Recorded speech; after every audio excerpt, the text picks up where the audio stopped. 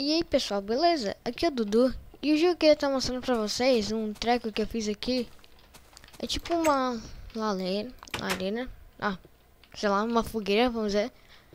É de duas coisas automáticas, quer ver? Ó, aqui liga e aqui desliga. Aham, garoto. Quer ver aqui o sistema de redstone? Aqui é um dispenser com fire charge, que já tá acabando, vou colocar mais. Qual é o nome?